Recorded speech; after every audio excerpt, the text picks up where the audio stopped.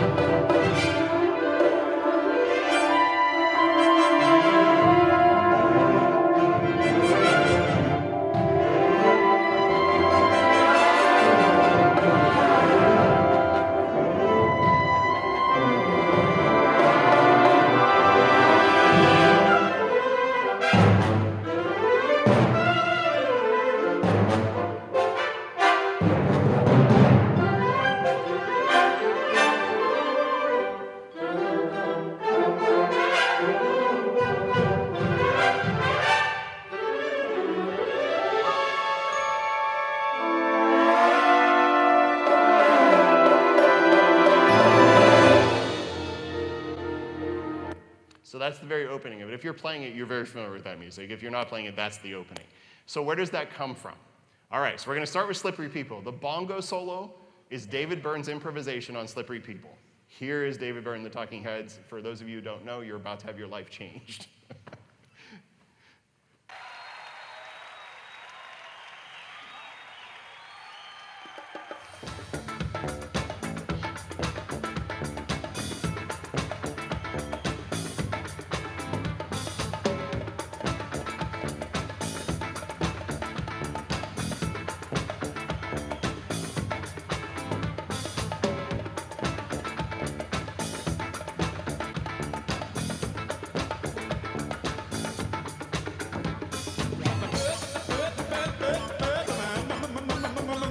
That's the bongo solo.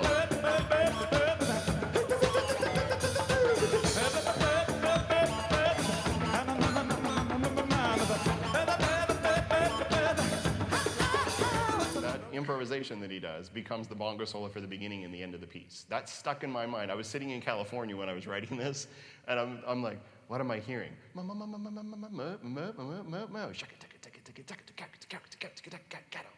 Which then just made the whole piece come to life. One little improvisation, just because I took the time to listen to something that, well, I've been listening to a long time. Let's just be truthful about that. Right, we've got that. And then the piece that I love more than anything of John Adams' Harmonium, the very opening of Pursuit of Happiness uses a D, F, and E. It's the same cluster that Adams uses. And then it ends on a D that reverses itself, F, E, D. Because in the philosophy of this first movement, we start from here, and we live our life, and we end where we started. So when you hear the harmonium, it sounds like this. And there's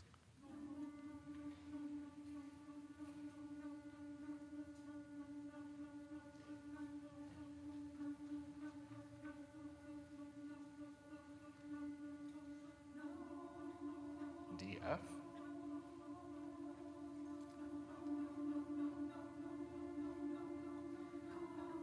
There's your E. Hear the pulsation.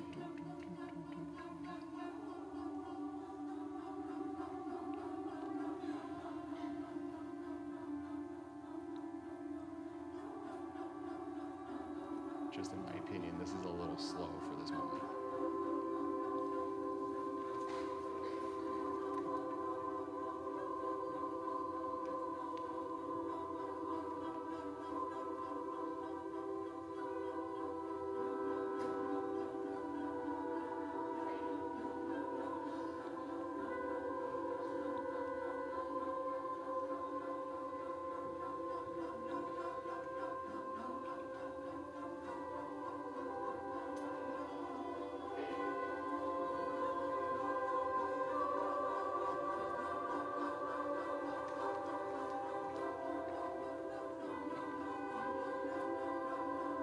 Okay, so you have all the motives now right in front of you. What ones? You know that one. All right, the rocketing motive. And then this melody, starting over in horn and then trumpet, is this thing. And then the trumpets eventually, right? The whole movement is based on the whole way through the piece. That's what happens. It's just a recycling of those intervals. The heavy metal section is just a recycling of that harmonic progression. So those of you who are wondering, there's a big heavy metal section in the end of the first move that's enormously loud for a purpose, because it has to be like Dee Snider, and that's what I'm seeing in my head. I see Dee Snider jamming to The Pursuit of Happiness. In the second movement, when I look to the sky, the stars shone with love. Very simply, this comes from my Love of the Night Sky. Just the other night, I think it was Tuesday night, I laid outside in the cold in Pennsylvania for about an hour and a half watching Leonid meteor showers. The Leonid meteors. I do this every single shower. I live in a place where there's humidity, so I never see the summer ones. I can't wait for winter. My mother taught me this when I was a kid. She would say, let's go out and watch. So my question was, how do I take those intervals and sound like space? What does space sound like? Bum, bum, bum, bum, bum, bum, bum. Okay, can't do that. Taken. What does space sound like? So I thought, okay, I'm going to try to do something that does that. My hero of trumpet, and I know trumpet players. I love all trumpet players of all different varieties, but I rediscovered Don Ellis last year, and it's been nonstop Don Ellis in my car. It drives people crazy. But what's neat about Don is he took a guitar pedal, and he creates these echoes. So he can play a solo where he plays a lick and then hit the pedal, and then it recycles the lick on top, and then layers and layers and layers. It's very, very cool sounding, and I thought, how can I do that? So in the middle of this movement, I take the motive, the tune, and I make the trumpets play an eighth note apart, and it sounds like an echo coming from the stage. I couldn't believe it when it worked. When it worked, I remember sitting in the recording booth, and I just laughed out loud. I was like, huh, that worked. You never know if it's going to work, but it did. It worked quite well. I'm not sure what that other line says. My goal was to create a beautiful soundscape of melody. So I love melodic things. I'm not just about motives. I like melody. Karen Carpenter is someone who sang some of the most beautiful songs, and it's all melodic. So in this melody, you get this zooby-doo-ba, zooby-doo-ba, zooby-doo-ba, doo-ee-da. You get those type of licks. That is supposed to be very Karen Carpenter 1970s sound. While around it, space is going la-da-dee-da. Right? So this is what space sounds like to me.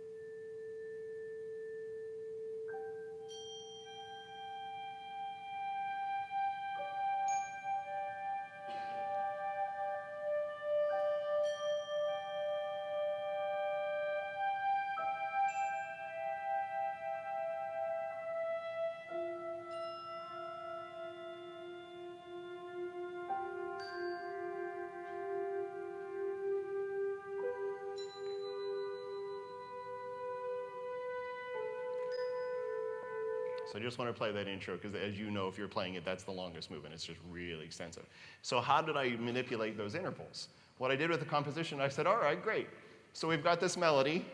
We've got these notes. And now they become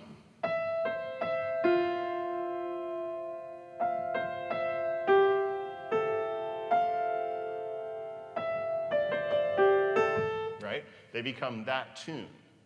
And we hear it in trombone. That's the echoing trumpets there first. We hear it in trombone and euphonium. Why trombone and euphonium? Because my brother's a trombonist. And when I started writing music years and years and years ago, he would say, everything I play in band, I don't get the melody unless it's a march. So every piece that I've written since that time, the melody has gone in the trombones at some place. Now, could he play that anymore? No, he doesn't play trombone. He does other things for a living. But the whole idea was that the melody is always in the trombone and euphonium while everyone else is doing their Karen Carpenter stuff all around it and the Don Ellis echoes. It all comes from that tenor voice, just shifting the timbre. Okay, movement 3. Oh, you got to hit the button. Yeah, you got to hit the button again. Okay, me and Simon, right? So life is all about play, especially when you have a dog, right? And cats, okay, if you have cats, whatever, they're just creatures that do their own thing. But when you have a dog, they play, right? And I decided one day that if my life was all about doing what everyone else expected, then I'm making life very serious. And I thought, what if I just made life a game? I don't care if it's hard life, if it's great life, if it's fun life, make it all a game. Because guess what? It's just chess pieces moving around. And that gave me the idea for this movement. Simply play. See everything as a game. Right? So this time, if you're a woodwind player and you're playing this, you're thinking, because I thought the same thing when I wrote it, and then I said, oh, so sad, I'm a trumpet player, you make me do hard things, you can do it too. So, right? So there it is. But the idea with this movement is I take the intervals and I crush them down. So instead of it being a big wide skip, they're all close together. Groove is important to me. I grew up in the 80s when Maynard Ferguson was sort of going on the out, right? He was starting to get older and retire. But I'm not a Maynard fan. I don't think I think he's fine. It's like a circus act, but he was good at what he did. It never really appealed to me. But there is a tune called Chameleon. And if you've played this in pep band, you know that bass line. And everyone loves it, and tuba players can't wait to do it. So I thought, you know what? My two favorite songs from back then, Love for Sale by Cole Porter, which I still think is an incredible song. If you look at how it's constructed, it's beautiful. Just like, what is that? Willy Wonka, the opening, World of Imagination. Holy smokes, what great craft goes into that song. Anyway, Love for Sale. And I thought, if I took Love for Sale and Chameleon and put them together, what would happen? And then I laughed out loud to see, okay, I'm going to have a certain interval here, and we're going to do this here. And then all through the orchestration, there are all these places where people go, that's laughter. That's the cleverness behind it. It's to be humorous. Now, it's not humorous if you can't play it, right? Because it's tough, but it's humorous to the audience. I've had audiences laugh out loud during that movement, and I've thought, oh, wow, okay, it's getting there. People are hearing it. So can we just play part of it? I will give you this caveat. This clarinet player is going to make a mistake.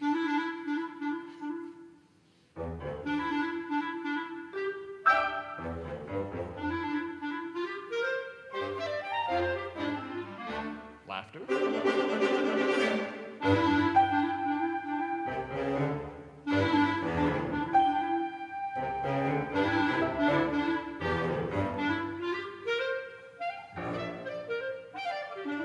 Warning, clarinet player.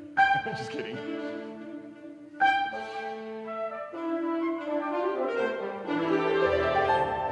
Flute, Love for Sale.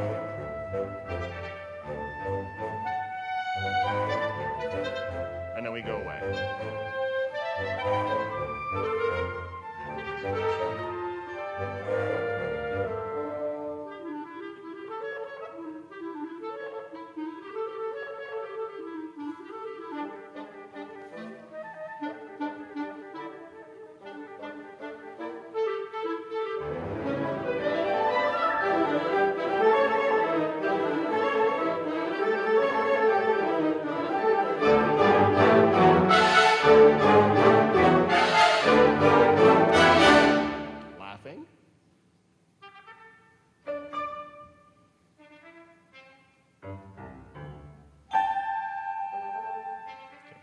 So those little things are right out of Bernstein's music from On the Waterfront.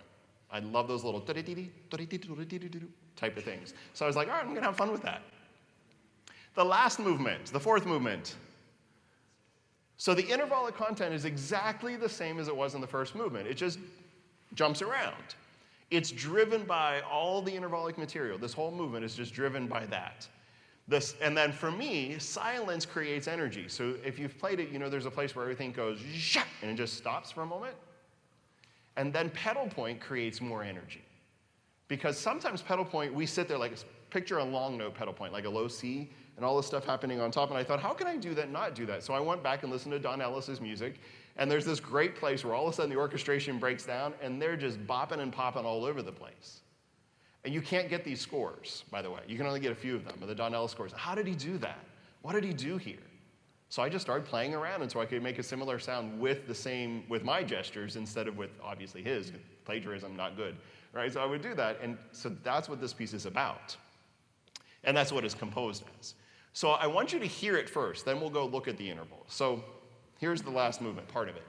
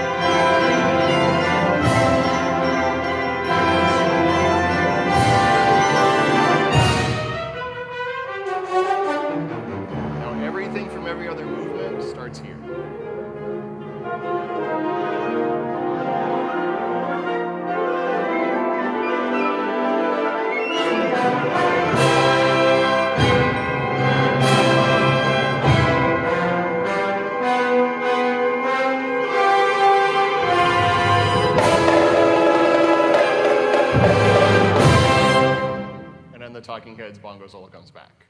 Okay, so that's the last movement. So what happens in this movement? What happens now is we take those intervals and we turn them into something else. So the melody, remember, was, and now it just becomes, it's just those notes again, just changed. The opening, all these little boppy things,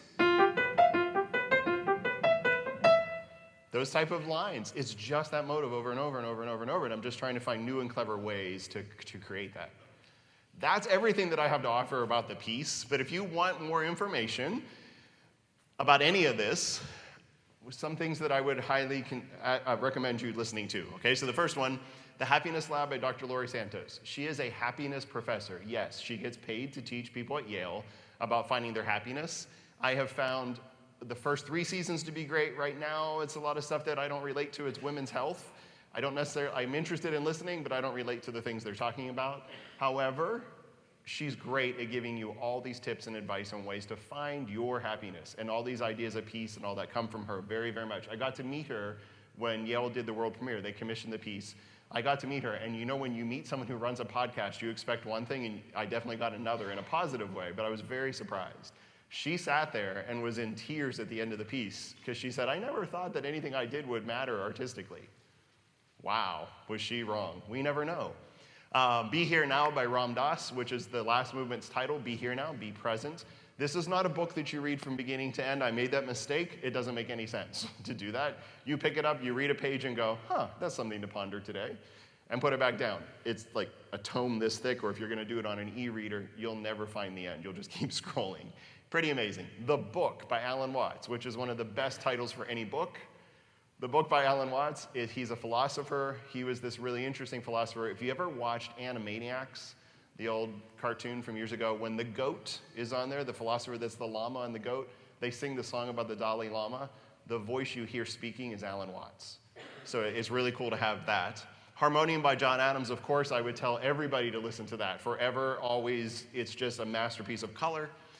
For the Love of Metal by Dee Snider, only if you feel like rocking out really hard in your car or drive your roommates crazy or your parents. Stop Making Sense, the Talking Heads, just because you should have a little zany in your life. It's a little different. And then if you really, really want to go listen to one other thing, you can go to jimcolonna.com. There are a lot of different pieces on there at different levels. So I've written for middle school, high school. I'm about ready to write variations on Little Bunny Foo Foo for an elementary band. It's really fun to do all of these things. I have a piece that's coming in a year or two that I'm writing on sabbatical next semester called Piece of Quiet. It's for chorus and orchestra, and it's my reaction to school shootings. It's a heavy piece. There's no violence depicted. The whole thing is all about the reaction, the feeling, the emotion. And for me, even though I get disgusted by seeing it, being a parent and thinking that I'm sending my kid to a safe place and they might not come home, that is not a comfortable feeling. So the piece, the three movements that have choir primarily, the prelude, the lullaby for Columbine, Uvalde is all in Spanish, and I don't speak Spanish well enough, so I'm having my friends teach me how to set these words. We're using some Spanish traditional poems. There is mariachi, but don't think like trumpet mariachi, right? It's a different kind of mariachi. And the last movement is for Sandy Hook, and in that, the choir sings all 22 children's names and speaks the 4 teachers who passed.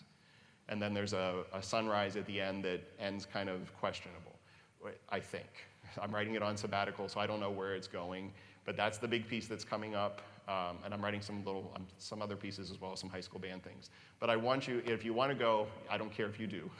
I'd love you to go to jimcolonna.com and check it all out. There's music for band, music for orchestra. There's a piece for horn quintet that I would do anything to hear played again. So that's on there as well. So there's a lot of things like that, chamber music. So check that all out. So before we close everything today, I do want to open up to questions because I know I left time. I can't believe I did that. Any questions about anything that we talked about or I started with? This is something that I like to ask when we have guest composers come in, but especially as someone who is still in the early stages of being a composer, as we start to reach out and hopefully get people actually commissioning work, what are some of the methods that you personally like to think of when, especially early on, what are ways that you would recommend? Okay. Trying to find ways to price your work. Pricing it is tough. Okay, so pricing it and getting people to buy in. So one of the things I've learned doesn't help is cold contacts. So a lot of people will say, well, just do a cold contact. Okay, so you do a cold contact. As a college band director, I get 6, 7, 8 cold contacts every semester from composers. I think it's easier if you contact the conductor first and say something like, I've written this piece for band, whatever it may be, orchestra, whatever it is. I've written this piece. I've heard that you're an excellent conductor, your ensemble is this. Would you mind if I sent you my score? Because if you just send it out blank as a cold contact, it doesn't work so well. Now, I say this, and I know that to Dr. Zembauer, I just sent it as a cold contact. I hadn't talked to him in years, but I was just like, I'm doing this because we have some sort of relationship from the past. So, definitely talk to your friends, because that, I think, is the best. You find this really great. What's your instrument? Violin. Violin. So you have lots of string player friends. Find the greatest cellist you know and say, can I write this piece for you? They'll most likely at least look at it. I have a tuba piece that no one can play. It's still sitting on a shelf. And it frustrates me. I'm like, come on, tubas, you need to play this piece. And then I'll say this to high school students that are sitting here. Thanks for being here, number one, but if you think you want to compose, you're already composing, just do it. And it doesn't really matter if you're writing it on paper, if you're using an electronic track system, you're still creating something. Create. You know, if you want to put it in notation, great. If you want to leave it in electronics, great. It's still a piece of music. In the end, it has a beginning and an end, has a time span that happens. And I really appreciate you all listening. I hope that it meant something. And Wind Ensemble, I can't wait till tonight. It's going to be so much fun. So I'll see you then.